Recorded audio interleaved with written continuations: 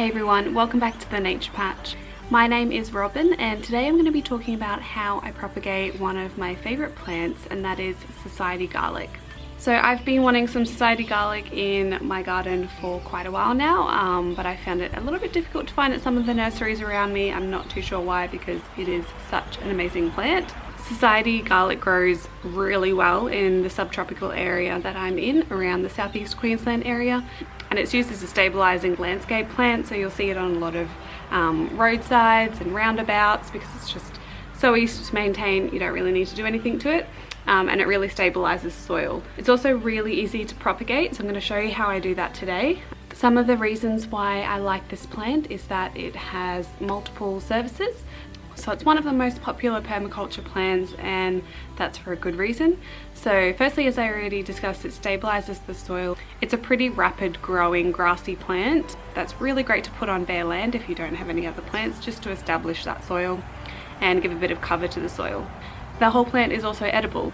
So the leaves are comparable to garlic chives, so that's another reason I really like it. And also the flowers here are firstly really beautiful, but they're also edible as well. So they have a very mild garlicky flavor that you can put in, that you can steep in oil or vinegar to create a little bit more of a garlic flavor. And the other reason I really like it is because of the flowers. They bring in beneficial pollinators to the area. And the main reason why I like this plant is because it naturally reduces pests around. So the smell from the garlicky leaves tends to ward away a lot of pests, like things that are going to be eating your leafy greens and other pests that are very unwanted in the garden. So it's a really great edge plant to put around your gardens to kind of start to create that natural barrier to pests. So I got this plant here from my local nursery. It was about $6 or so, which was probably a little bit more than I wanted to pay, to be honest. But I picked the one specifically that had multiple different shoots coming out of the bottom. So this is where I'm going to show you how you can propagate it, because each one of these little shoots here, I'll show you a bit closer, each one of those shoots can become a new plant. So pretty much what I'm going to do, I have a few pots here and some potting mix. Also would be ideal to have your own compost, but mine is sitting over there mixing away and finalizing until I can use it. It looks amazing, it smells amazing. I'm so excited to have my compost again. The first thing you'll need to do is unfortunately cut off the big flower stalks. This is where a lot of the energy of the plant is going into, and you want to be putting the energy back into the roots when you propagate these. So I'm going to snip off all of these. You can even see one starting to form again down there. That's the start of the little flower scape. So we're going to need to chop those off. So I'm just going to chop that off from the bottom area, and then probably use those flowers for dinner. Once I've got all of the flower scapes off, I'm going to tip out these and break apart all of the individual plants. You can tell if they're individual plants because all of the stems and the plant will come out from one single part in the ground. So you can see how much this plant needed to come out of its pot because it was very root bound. It was a little hard to get out, so I definitely need to propagate this and put it into the ground.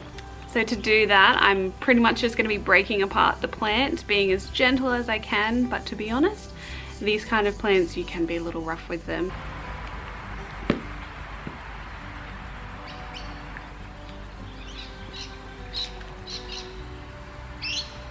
Okay, so now here I've got 4 plants. This is the strongest one with a lot of the roots attached to it. I'm probably just going to snip some of these roots off because it's not going to need all of them.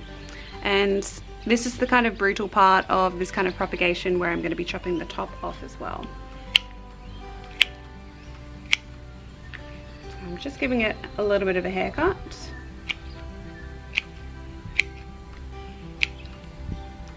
And then I'm going to be chopping up to about here on the plant. And again, I can use those for dinner. So some of them, like this one here, the roots broke off it, but I'm still going to plant it and see how it goes, and hopefully it shoots some roots out.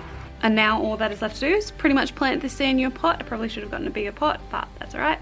You just want to keep it nice and moist with some light sunlight, particularly if you're in a climate like me where we're getting really hot mid 30-degree temperatures, just to reduce as much stress as you can for these plants.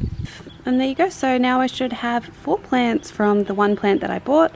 I'm just going to keep an eye on these and keep them nice and moist, and I will give you an update on how they go. So I really hope you guys enjoyed this video and it showed you how to propagate society garlic. This is also the method that I would use to propagate my lemongrass. Those 2 plants, society garlic and lemongrass, are probably my ultimate 2 plants at the moment because they are the ones that are surviving the most in the drought that we're having around pretty much the majority of Australia right now.